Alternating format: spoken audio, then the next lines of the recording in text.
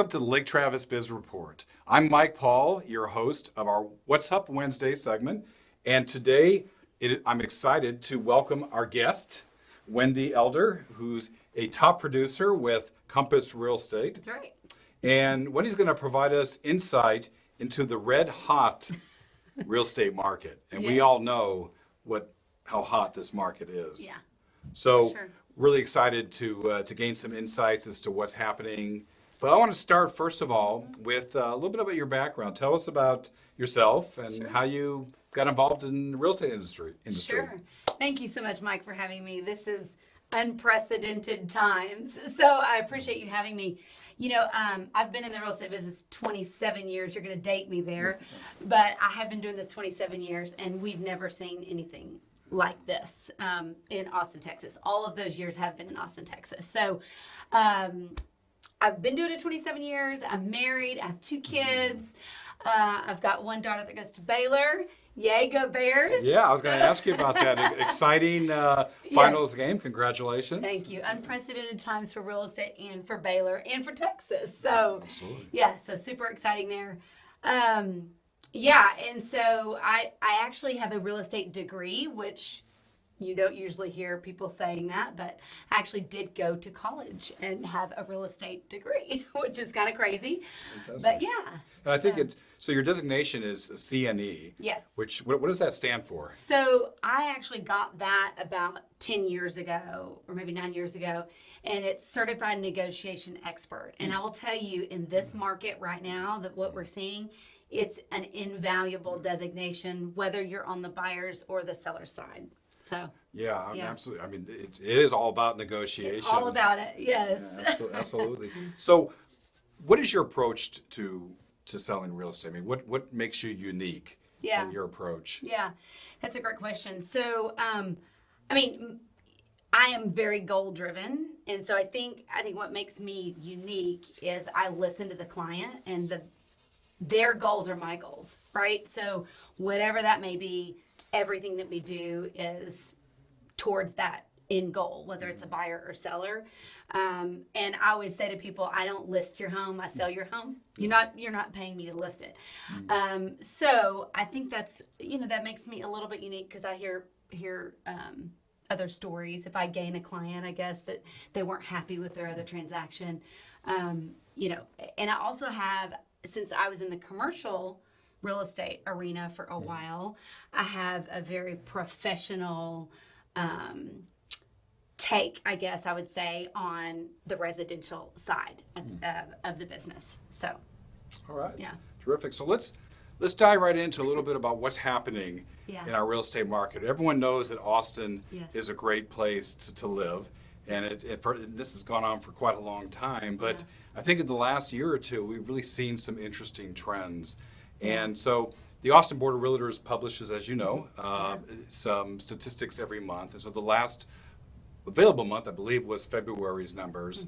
But maybe you would talk a little bit about, what those numbers look like, what you've seen in terms of appreciation, in terms of just the overall state of our market. Yeah.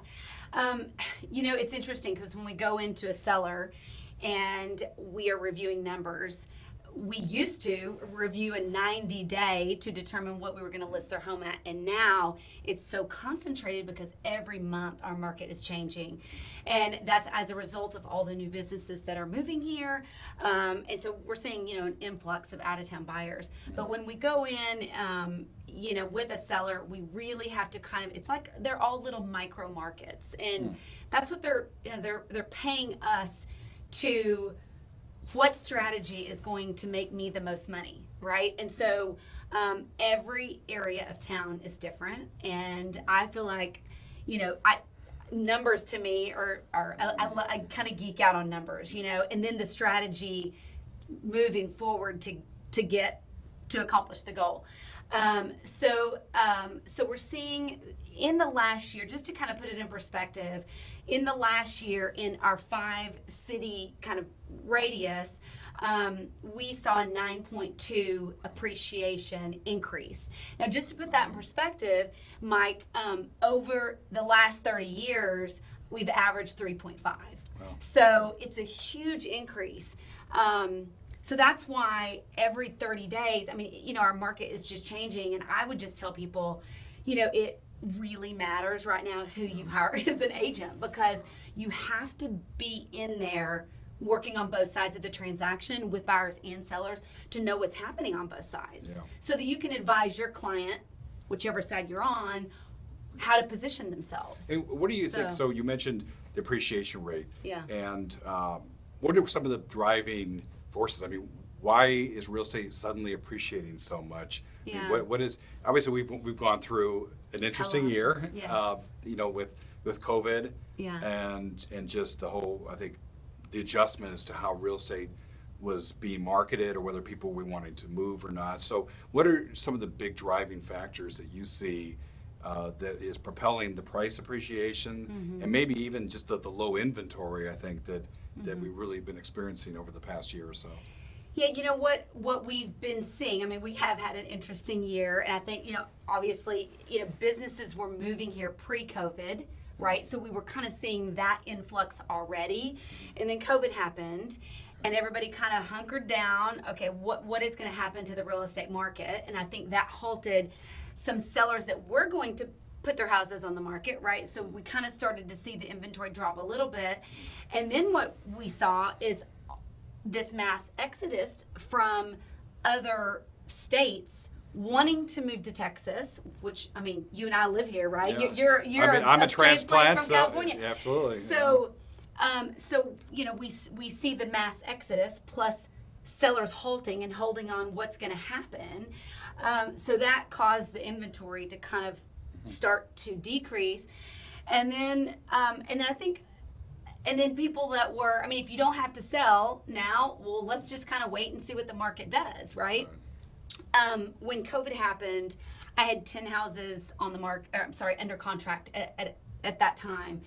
And, you know, we all wondered, are these going to close? Like what? And they all delayed maybe a week or so while we were trying to figure out what to do. How do we deal with, you know, non-in-person closings? How do we deal with these kind of things?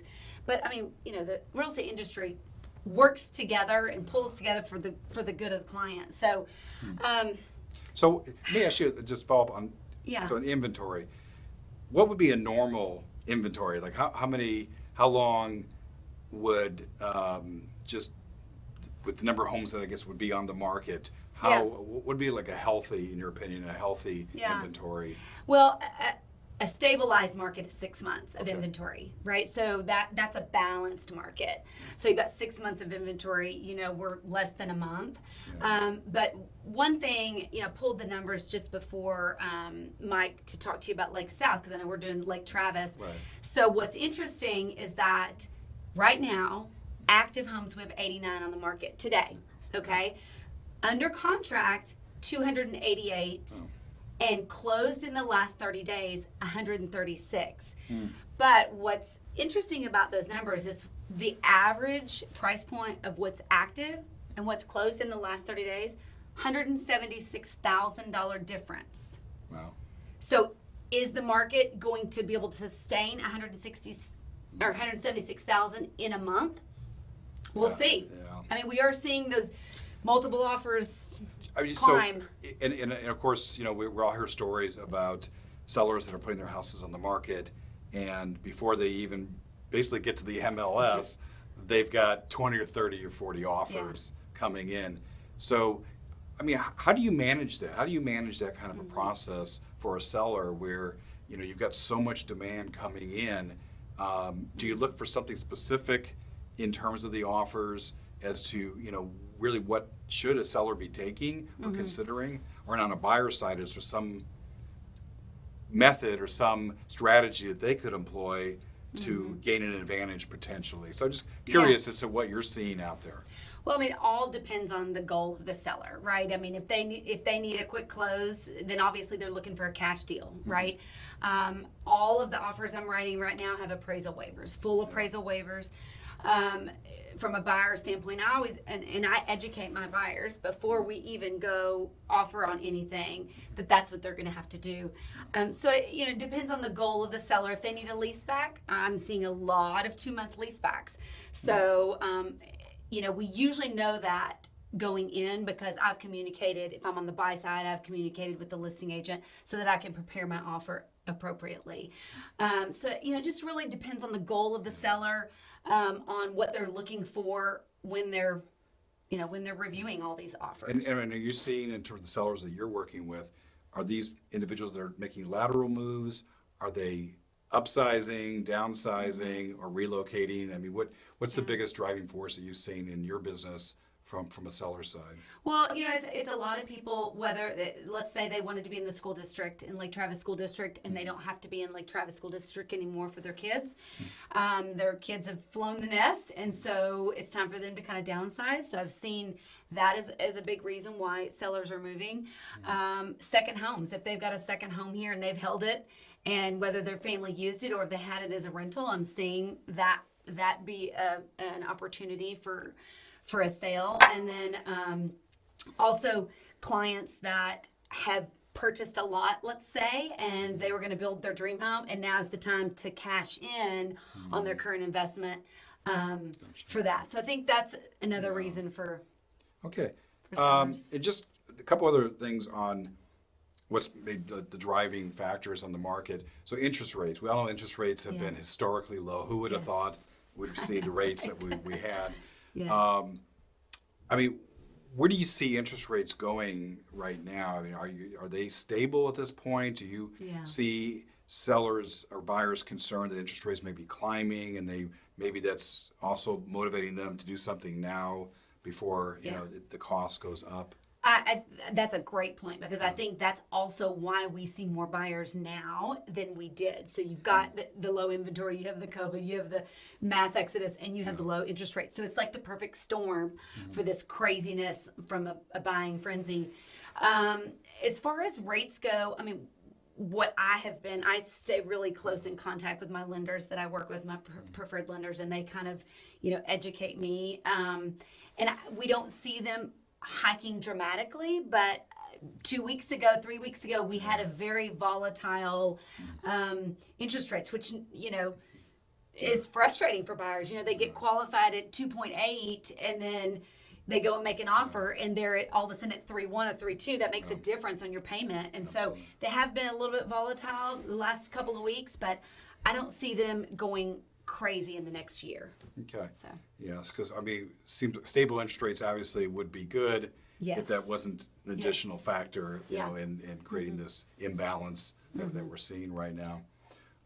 So the other thing is, in looking at the price appreciation, we've all seen. I spent 32 years in California. I've seen some crazy appreciation periods of time, and people say, is there a bubble? I mean, when you see big increases on that, should that be a concern? We all went through 2008, the financial crisis. What's different, or is there something different now than there was back then that maybe weighs in on whether people, should move forward or should be cautious in terms of, whether there's a bubble or not? I listen to all economists, right? And one of my favorite is Mark Sprague with Independence, and he's been in this market over 40 years, so he's totally insightful. And he said his thoughts are, we didn't have enough inventory going into COVID, which is kind of when we started seeing this real estate craziness. We didn't have enough inventory going in, and we don't have enough inventory now. So, in Austin, it takes about 2 years to get development permits. So, the builders in our market, some won't even take contracts anymore. So, I don't see that it's a bubble like, California goes up and down, up and down, up and down. But with all the factors, the economists are saying this is not a double. This is kind of a new. Now, are we going to go 9.2% next year? I don't know. But from what Mark has stated is, after a couple of years that the builders have more time to dump inventory in the market, then we might level off a little bit on our low demand. But there's still a shortage of housing. With all the relocations coming, with Tesla coming, with Samsung perhaps expanding with Apple, with Amazon, the list goes on and on. And There's demand for housing, and they have been able to build homes fast enough. And then you're a home builder as well. Yeah, You're a my husband, husband's so a you home probably builder. have seen some of that demand for new housing as well. Yeah, and obviously people, all these businesses are coming here. They've got to have a house to live in. And so what I see personally is those outlying areas, the Huttos, the Kyle, the Buda, the Spicewood, Dripping Springs, like Llano, all of those outer areas that's where the buyers are going to go, because that's where the inventory, that's where the building's going. So that's where, it's going to, they say Dripping Springs was like Lakeway 15 years ago. So I think we're going to see that because that's where buyers can find the houses. Right. So just Yeah. kind of a push Marble out to the Falls. suburbs. Yes. Yeah. Yeah. Expansion. And it seems like there's plenty of land out Yeah. here to Yeah. expand. So as we continue to push into 2021 and move away from, the pandemic and the COVID issues, interest rates, of course, we don't know, we hope that they're stable. We don't know where they're going. Where do you see the rest of 2021, given all the things that we talked about, the low inventory, the demand, of course, interest rates, the shortage of construction of lots, basically, I think, available lots at this point. But where do you see the market going over the next year or two? Do you have an opinion as to, should people wait to buy or should they wait to sell? Yeah, I get that question a lot. And I really think what we're starting to see, Mike, is a little bit of buyer fatigue, because buyers are going out there and they're giving their best and they're not getting house after house after house. So I feel like we are seeing a little bit of buyer fatigue, or that's, personally, I'm seeing that. But okay, so you might not have 10 offers on a house, you might have 4 offers on a house. So where I see 2021 going is, I feel like it's going to look a little bit, you might have some of those buyers drop out and just say, I'm not going to play the game for a year or so. But if you were asking me, is that price today that you're going to pay $500 for a house, that price is probably going to be $600 if you wait a year. Right. You look at the numbers, it's like, how can it not be? Because your comps are based on appraised and closed houses. And so all a neighborhood needs is 3 comps for an appraisal, and you set a new price point for your neighborhood. That's true. So, if they're bidding 150 over, then you get a couple of sales under that, and then if you wait a year, you're going to pay 150 over for that same neighborhood. So as hard as it is, I would probably just tell buyers to just keep at it. Like I tell my buyers, 3 to 5 offers sometimes. It's probably our average before we get one, and just stay the course. Yeah. And for sellers, if this is your time, I heard somebody say the other day, who needs a retirement portfolio? Sell your house, like. And why is it important? Let's talk about being a realtor, being a professional, because some people, I think, look at the market and say, gee, why do I need a realtor? Oh. Because, things are so hot. There's a lot that can go wrong in a transaction. Oh, yes. We know that there's a lot of legal requirements and liability from a seller's side, disclosure, really all that. So, how do you handle objections where people say, the market's so good right now, why do I really need a realtor? What do you? We talked a little bit about what your value added is. Yeah. But why is it important, to work with somebody, who has been trained? Maybe that's the answer. Absolutely. Well, so if I'm working on the sales side and I have someone that's representing themselves or thinks that they don't need an agent, in this market, it moves super fast. So my client texts me, something came up on their portal, we go see it within an hour, we submit an offer. If you're representing yourself, you don't even know what documents to provide the seller. And the listing agent basically does double work. And so we know that. Yeah. And we know that the expectations, that's part of our job, is to set expectations for on the buy side and on the sell side. So if you're not represented, you don't have nobody's teaching you and training you, what should I expect? And for step 1, step 2, step 3, so I think someone's at a real disadvantage if they're not represented. I mean, in this market, I don't see how they could even get a house. Right. So I don't even think the listing agent would probably even respond to him. You know, I mean, it's so much harder, and we represent one side. Yeah.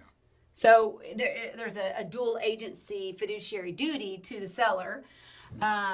And so, you know, that becomes a little complicated. I've represented attorneys, and attorneys can buy houses for themselves, contractually, but I had 2 attorneys. They were both attorneys, and they tried to go do it on their own, and they saw a lawsuit coming, and they called me and said, will you represent us? They're like, we thought we could do this on our own. And at the end of the transaction, they said, we had no idea what a real estate agent did. Yeah. You know, and we're super thankful. So anyway. No, terrific. I mean, you make a very valid point. I mean, and it always comes up, you know, in a hot market. Oh yeah, of course. You know, and people saying, well, you know, what's my house worth? And if I try to sell on my own, am I going to save any money?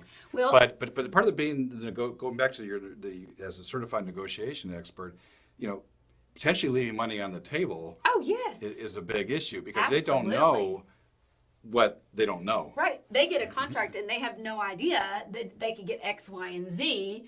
You know, if the buyer walks within 3 days, they have no idea that they could charge thousands of dollars for that. You know, it's just those little things, and those add up. You know. Yeah. They add up. So any final thoughts? You know, again, you know, Austin's going to continue to grow. You know, employment is fantastic. It's what's drawing a lot of people out here. Obviously, the climate, notwithstanding our little cold spell in February. Yeah. But generally speaking, just the beauty of Central Texas and the Austin area, employers have been flocking, you know, to here. So it seems like that you know, we're looking at a long-term continued growth pattern, I believe, and that's what I'm hearing. But you know, any final thoughts on just, you know, really what sellers and buyers, you know, should be doing right now? I would say talk to your agent on what you should be doing from a seller's and a buyer's perspective. And you know, my last thought is, you know, keep Austin weird, right? We really want to support local businesses, and you've done such a great job with this, and you know, that's why people love Austin. And so keep the character, and whatever you can do to support those businesses. I would say, you know, come here from other states, but keep it the reason that you came. Keep Austin weird, right? Yeah, absolutely. And local. Good advice. Yeah. So, well, thank you so much, You're Wendy, welcome. for Thank coming you. in. It's always enjoyed speaking with you, and Thank you. and just your experience and insight, I think, is so important for all of our viewers. And let's continue on with a strong let's do it. 2021. Yes. And Persevere. We can do it. Yeah, absolutely. Yeah, thanks Thank again. you for having me.